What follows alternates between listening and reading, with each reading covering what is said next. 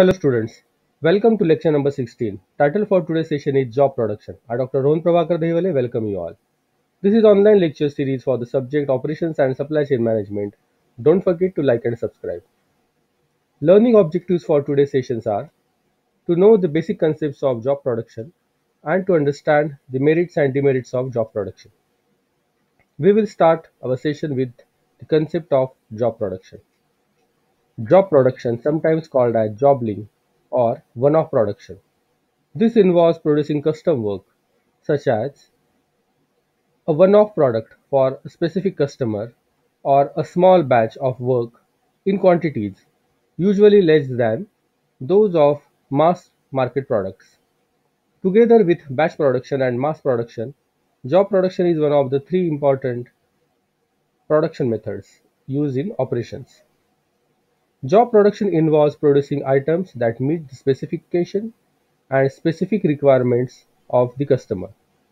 Often these are one-off, that is unique items such as those made by an architect or wedding dressmaker.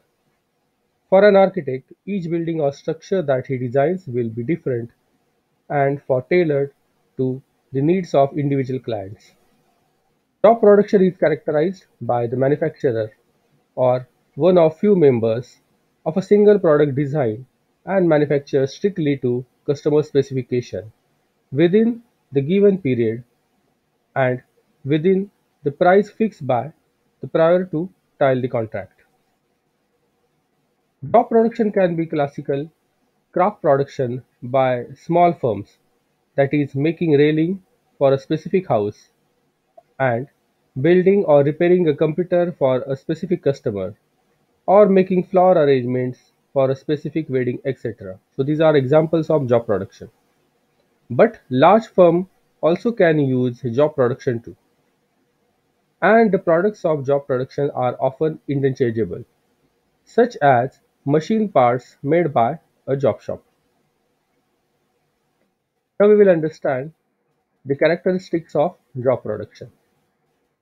Characteristics are like this. Number 1, small production runs. Number 2, in job production, discontinuous flow of material is usually there. Number 3, in job production, general purpose machines and process layouts are used. Number 4, in job production, highly skilled laborers are required.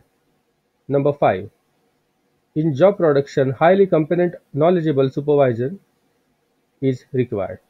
Number 6, in job production, centralized process and simple mechanism is generally used. These are characteristics of job production. Now we will see examples of job production. Installing machineries in a factory. Machining a batch of parts per CAD drawing supplied by a customer. Building the bridge over a river. Designing and implementing an advertisement campaign. Auditing the accounts of a large public related company. Hairdressers and tailoring of wedding. These are the examples of job production. For example, fabrication shop and machine shops whose work is primarily of job production type are often called as job shops. The associated people or corporations are sometimes called as jobless. Job production is, in essence, manufacturing on a contract basis and thus it forms a subset of a large field of contract manufacturing. But the latter field also includes, in addition to jobbing, a higher level of outsourcing in which product line owning companies entrust its entire production to a contractor rather than just outsourcing parts of it. This is one example of job production.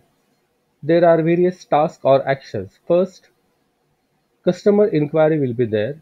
Then, next step is process order where the requirement received. Number 3 is quotation where sales sends the quotation. Number 4 receives order for material where customer sends the parts. Number 5 production where actual job performance is be made. Number 6, ship product, where send tracking information. So this is one example of job production. Now we will understand the key benefits of job production. Key benefits of job production. Job production can provide emergency parts or services such as quickly making a machine part that would take a long time to acquire otherwise. Job production can provide parts and services for machineries or systems that are otherwise not available, as when the original supplier no longer supports the part or it goes out of the business or orphaned. Job production work is generally of a high quality. We will continue with the key benefits. In job production, a high level of customization is possible to meet the customer's exact requirements. Here, significant flexibility is possible, especially when compared to mass production. In job production, workers can easily motivated due to the skilled nature of the work they are performing. Now we will see the key disadvantages of job production. Key disadvantages. Sometimes engineering drawings assessment, including calculations or specification, need to be made before the work can be done. In job production, it requires to use the specific labor compared with the repetitive, low-skill labors in mass production. In job production can provide emergency parts or services such as quickly making a part that's slow compared to other methods, that is in case of job production and mass production. And in job production, higher cost of production is there. So these are various disadvantages of job production. This is the book of Simba publication, Operations and Supply Chain Management. In my next video, we will understand batch production. Learning outcomes from today's session, we have learned the basic concepts of job production. Also, we have understood the merits and demerits of job production along with various examples of job production. Don't forget to like, share, comment, subscribe and turn on the bell icon for further notifications. Till then, keep learning and keep thinking. Thanks for watching this video. These are some references I have used to prepare this video. Thanks.